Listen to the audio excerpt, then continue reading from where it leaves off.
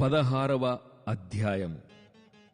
అప్పుడు పరిసయ్యులును సద్దూకయ్యులును వచ్చి ఆయనను శోధించుటకు ఆకాశము నుండి ఒక సూచక క్రియను తమకు చూపమని ఆయనను అడుగగా, ఆయన ఇట్లనెను: సాయంకాలమున మీరు ఆకాశము ఎర్రగా ఉన్నది గనుక వర్షము కురియదనియు, ఉదయమున ఆకాశము ఎర్రగాను మబ్బుగాను ఉన్నది గనుక నేడు గాలివాన వచ్చుననియూ చెప్పుదురు గదా.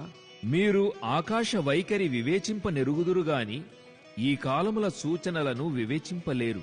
వ్యభిచారులైన చెడ్డతరము వారు సూచక క్రియనడుగుచున్నారు. అయితే యోనాను గూర్చిన సూచక క్రియయే గాని మరి ఏ సూచక క్రియ అయినా వారికనుగ్రహింపబడదని వారితో చెప్పి వారిని విడిచి వెళ్లిపోయెను. ఆయన శిష్యులు అద్దరికి వచ్చి రొట్టెలు తెచ్చుటకు మరచెరి. అప్పుడు యేసు చూచుకొనుడి, పరిసయ్యులు సద్దూకయ్యులు అనువారి పులిసిన పిండిని గూర్చి జాగ్రత్త పడుడని వారితో చెప్పెను. కాగా వారు మనము రొట్టెలు తేనందున గదా ఈ మాట చెప్పెనని తమలో తాము ఆలోచించుకొనుచుండిరి. యేసు అది ఎరిగి, అల్ప విశ్వాసులారా, మన యొద్ద రొట్టెలు లేవని మీలో మీరెందుకు ఆలోచించుకొనుచున్నారు?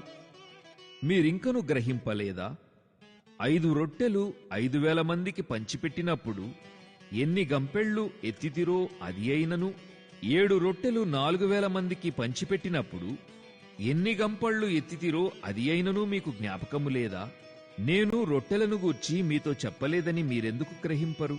పరిసయ్యులు సద్దూకయ్యులు అనువారి పులిసిన పిండిని గూర్చియే జాగ్రత్తపడుడని చెప్పెను. అప్పుడు రొట్టెల పులిసిన పిండిని గూర్చి కాదుగాని పరిసయ్యులు సద్దూకయ్యులు అనువారి బోధన గూర్చియే జాగ్రత్త పడవలెనని ఆయన తమతో చెప్పెనని వారు గ్రహించిరి.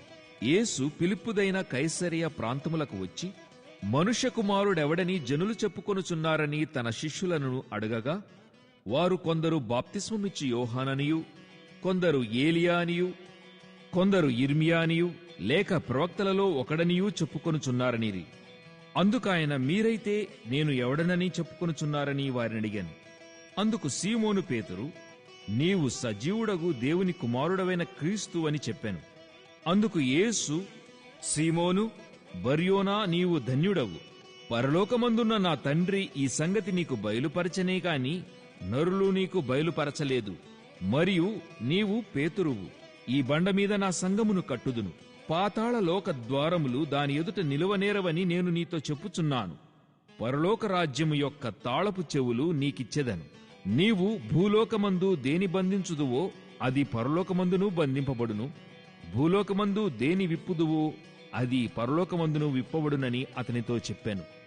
అటుపిమ్మట తాను క్రీస్తు అని ఎవనితోనూ చెప్పవద్దని ఆయన తన శిష్యులకు ఖండితముగా ఆజ్ఞాపించెను. అప్పటి నుండి తాను యెరూషలేమునకు వెళ్లి పెద్దల చేతను ప్రధాన యాజకుల చేతను శాస్త్రుల చేతను అనేక హింసలు పొంది చంపబడి 3వ దినమున లేచుట అగత్యమని యేసు తన శిష్యులకు తెలియజేయ మొదలుపెట్టగా, పేతురు ఆయన చేయి పట్టుకుని, ప్రభువా, అది నీకు దూరమగుగాక, అది నీకెన్నడునూ కలుగదని ఆయనను గద్దింపసాగాను. అయితే ఆయన పేతురు వైపు తిరిగి, సాతానా, నా వెనుకకు పొమ్ము, నీవు నాకు అభ్యంతర కారణమై ఉన్నావు. నీవు మనుషుల సంగతులనే తలంచుచున్నావు గాని దేవుని సంగతులను తలంపకయున్నావని పేతురుతో చెప్పాను.